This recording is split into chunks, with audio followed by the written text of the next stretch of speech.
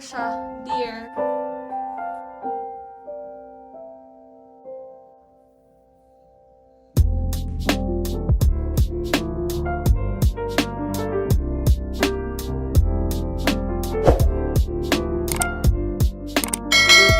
Hello guys! So, ipapakita ko lang din sa inyo yung mga pang-Christmas decor. Ayan. Nakalagay siya dyan, tapos meron pang isa. Tapos kung natatandaan nyo guys, itong paper bag na to, yung ginamit namin nung Christmas pa, para dun sa mga pamangkin namin. Tapos, tatapon na sana nung stepbrother ni Austin tong mga paper bag na pinaglagyan nga namin ng regalo. Tapos sabi ni Austin, "Are you gonna throw it away? We'll just take it." So yun, ending, nasa amin din yung paper bag. Dahil sabi ni Austin, magagamit pa daw namin, di ba? Napaka-Pinoy na din talaga niya. Alam niya kasi na ganun tayo guys, na nagre-reuse tayo ng mga paper bag, ganon. At sa kanila dito, puro tapon lang ng tapon. But yeah, so yan, ito muna. Hindi, actually, pinaglagyan ko lang tong grocery outlet. Pero ang laman nito is ito. Super cute nito guys. Nabili namin to sa at home at feeling ko meron pa tong mga price tag. Hindi pa namin naaalis. Actually hindi. Parang wala naman na. But yeah, ito sa dog namin. Tapos ito yung sa akin. Tapos ito pa sa isa naming dog. Tapos ito yung napili ni Austin. Ang ganda, 'di ba? Super Christmas! Merry Christmas, guys! Mamamas ko po! Yan yung una natin. Dito ko siya ilalagay sa pinaka-fireplace namin. Dahil dyan ko din siya dati nilagay. Tapos, meron pa kami nito. Ayan o, meron pang price.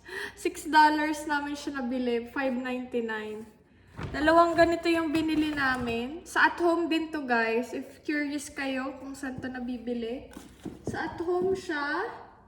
And then, ito din. Anong tawag dito? Nakalimutan ko. Pero ito yung pinaglalagyan ng mga medyas na ganon. Ayan. Si Santa Claus nasa sa ano. And then, meron pa tayo. Wait lang. Oopsie. Tapos ito din. Lagayan din to ng ng medyas. Comment down below nga kayo guys kung ano tawag sa ganito. Yung pinagsasangitan siya ng medyas. Nakalimutan ko eh. Kaya, ito. Ang cute din ito, di ba? Ang cute din ito. Christmas na tayo guys. Walang makakapigil. Tapos, ayan, meron din tayo nito. Sira ko pa ata, guys. At ito, ang ganda, di ba? Hindi ko alam, hindi ko na matandaan kung magkano namin ito nabili. Naalis ko na ata yung tag price. But yeah, Christmas! Excited na ako mag-decorate. Tapos, dito naman is, ito lang yung nakalagay. Ayan.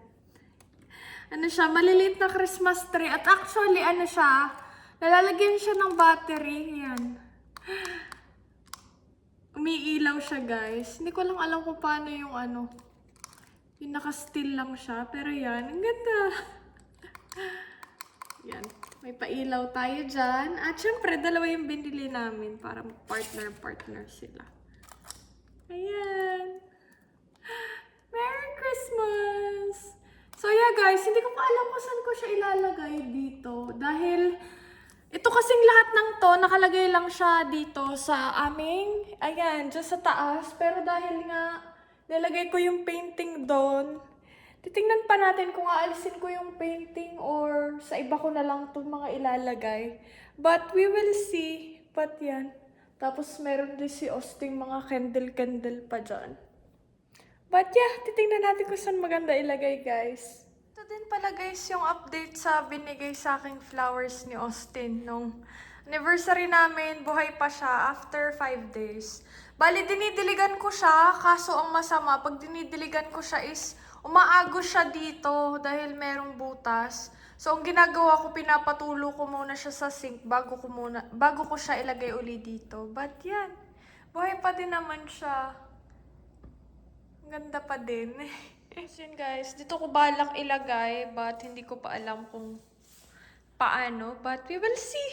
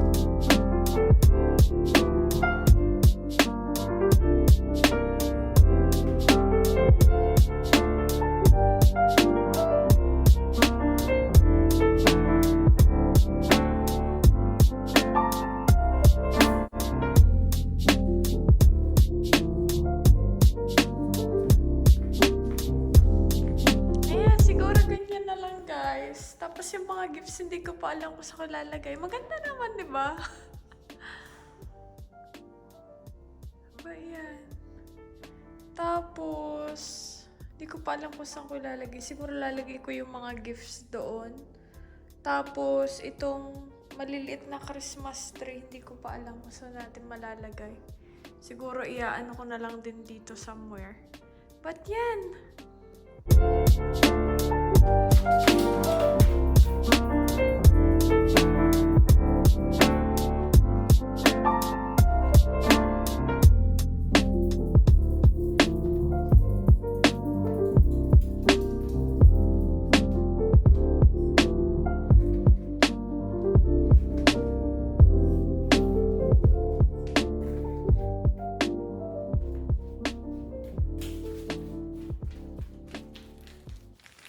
Ayan siya, guys.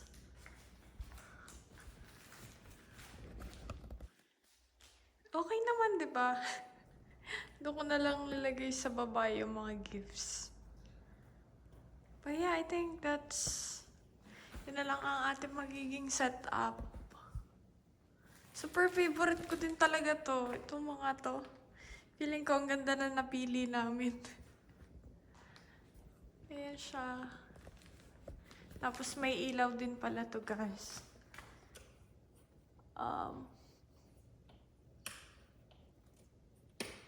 Ayan. May ilaw siya dyan. Kailangan pa naming palitan yung ilaw na, yung around ng ilaw na yun dahil medyo madilaw na siya. Dahil nga luma na din. But yan. Yan ang ating pa-Christmas. Ayan na siya, guys. Ligpit ko lang tong mga to. But yeah, I think dyan ko na lang siya ilalagay. Maganda naman. Kinonvince ang self. But yeah. At least meron na tayong decor. Tapos, ayun nga yung aming Christmas tree. Pakita ko sa inyo. Ito guys, yung Christmas tree namin.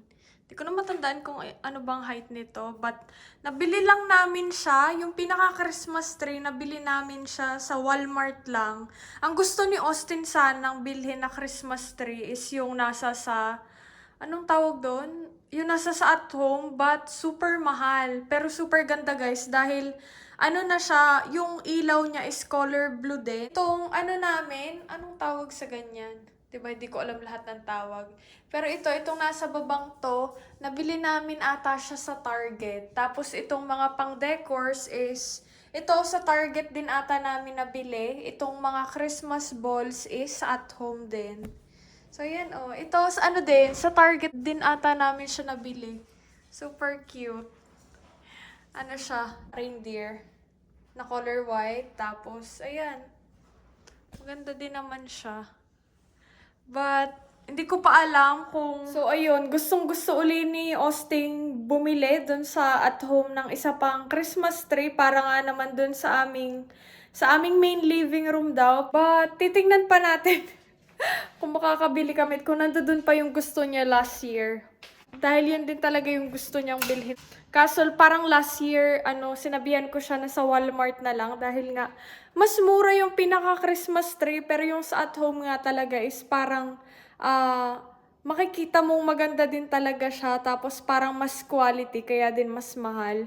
But we will see guys this year if Tapos ito, meron din pala kami nito. Sa at home lang din namin siya nabili. Christmas din siya. Yan merong pine cone ata tawag dito. Yeah. Ito ata may tag price pa hindi pa namin aalis. Ayan $17.99. Medyo may kamahalan din talaga ang mga Christmas decors. But last year kasi din gustong-gusto ni Austin na bumili kami nitong mga Christmas decors is dahil nga first Christmas ko dito at pa-second ko na this year. So yeah, excited pa din ako dahil ay nakakatuwa din ang Christmas dito. Though mas masaya talaga yung Christmas sa Pinas, pero masaya din naman dito dahil nga din meron kaming mga pamangkin na super excited palagi sa mga gifts namin.